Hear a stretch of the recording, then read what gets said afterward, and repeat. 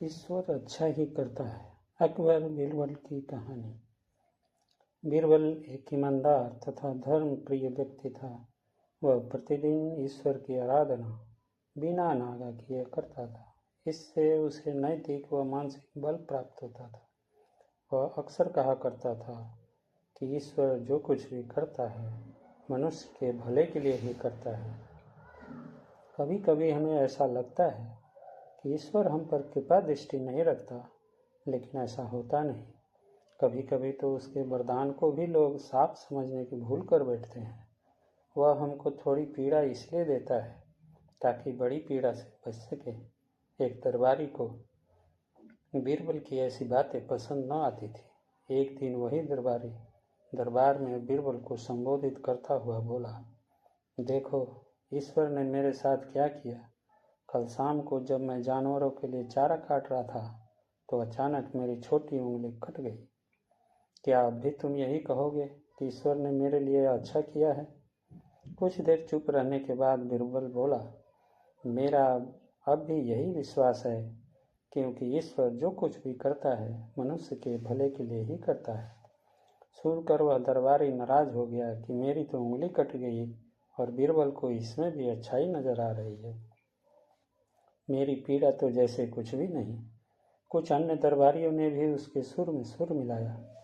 तभी बीच में हस्तक्षेप करते हुए बादशाह अकबर बोले, बीरबल हम भी अल्लाह पर भरोसा रखते हैं, लेकिन यहाँ तुम्हारी बात से सहमत नहीं। इस दरबारी के मामले में ऐसी कोई बात नहीं दिखाई देती जिसके लिए उसकी तारीफ की जाए। बीरबल मुस्कुराता हुआ बोला, ठीक है जहाँपनाह, समय ही बताएगा। अब 3 महीने बीत चुके थे।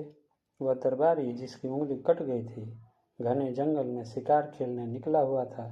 एक हिरण का पीछा करते हुए वह भटक कर आदिवासियों के हाथों में जा पड़ा।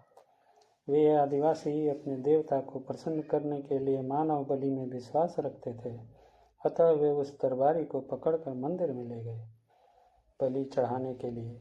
लेकिन जब पुजारी ने उसके शरीर का निरीक्षण किया तो हाथ की एक उंगली कम पाई।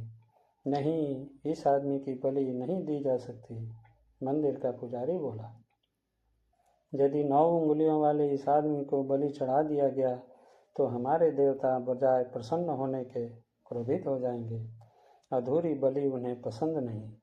हमें महामारियों, बाढ़ या सूखे का प्रकोप झेलना पड़ सकता है, इसलिए इसे छोड़ देना ही ठीक होगा। और उस दरबारी को मुक्त कर दिया गया। अगले दिन वह दरबारी दरबार में बीरबल के पास आकर रोने लगा।